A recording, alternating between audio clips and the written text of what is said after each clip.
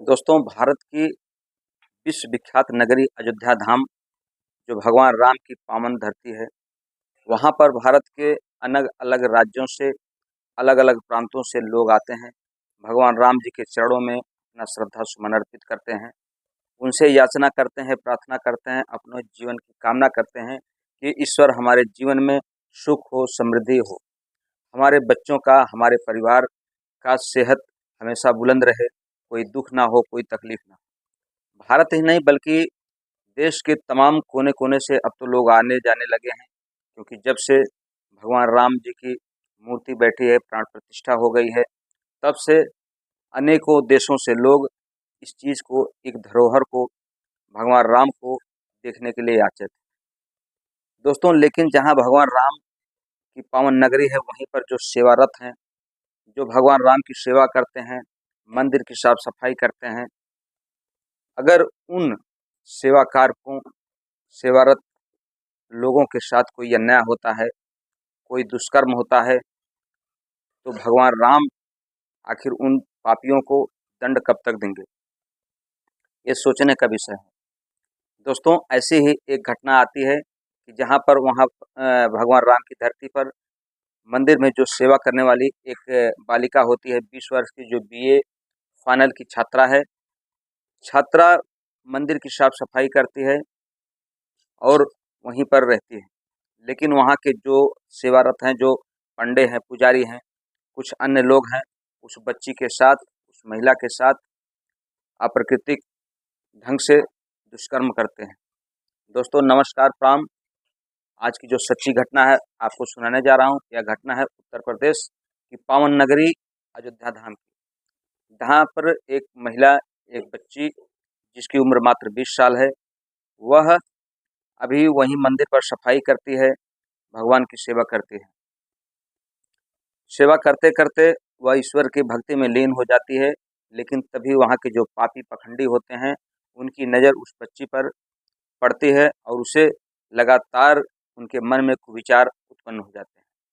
दोस्तों, एक दिन ऐसा भी आता है कि जब वो पापी अपनी इस कुविचार की नीत को सफल करने में सफल हो जाते हैं। दोस्तों, उस बच्ची के साथ 9 आरोपी, 9 पापी, 9 दुराचारी ऐसे होते हैं, जो कि बच्ची के साथ बारी-बारी दुष्कर्म करते हैं, उसको अपमानित करते हैं। दोस्तों, जैसे ही वह बच्ची अयोध्या कैंट में जाती है और अपने दुष्कर्म की प्राथमिकी दर्ज कराती है, तो वहाँ जो कि पुलिस अधीक्षक होते हैं, मधुबन सिंह, पुलिस अधीक्षक जो मधुबन सिंह होते हैं, तुरंत इस चीज़ को संज्ञान में लेते हैं। संज्ञान में लेने के बाद इस चीज़ को काफ़ी गंभीरता से लेते हैं और पुलिस टीम गठित करते हैं। पुलिस टीम गठित करने के बाद पापियों को तुरंत गिरफ्तार किया जाता है। गिरफ्तार करने में वंश और विनय, जो मुख्य आरोपी 2 होते हैं, उनको गिरफ्तार कर लिया जाता है। बाकी 7 ऐसे आरोपी होते हैं जिनका नामजद रिपोर्ट दर्ज कराया जाता है और 2 अज्ञात के खिलाफ मुकदमा दर्ज किया जाता है। दोस्तों, बीएनएस की धारा 127(2) यानी कि गलत तरीके से बंधक बनाना, 75 यानी कि यौन उत्पीड़न और 70(1) के तहत उन बच्चों को, उन आरोपियों को सामूहिक दुष्कर्म के तहत मुकदमा दर्ज किया जाता है। अब उन पापियों को कब क्या सज़ा मिलेगी, कितनी सज़ा मिलेगी, ये आने वाला समय बताएगा। लेकिन क्या ऐसे आरोपियों को सजाई मौत से बड़ी भी कोई सज़ा हो सकती है या फांसी से बड़ा कोई सज़ा हो सकती है? क्योंकि जहाँ भगवान के सानिध्य में, भगवान के दरबार में, भगवान के चरण में लोग अपने सुख के लिए, अपनी समृद्धि के लिए सेवा करते हैं, उनकी पूजा करते हैं, अर्चना करते हैं। अगर उनके भक्तों के साथ, उनके सेवारतों के साथ ऐसी घटनाएँ होती हैं, तो सोचने का विषय हो जाता है कि आखिर अब हम किस स्थान पे जाएँ, जहाँ ईश्वर से अपनी जीवन की सुख समृद्धि के लिए कामना करें।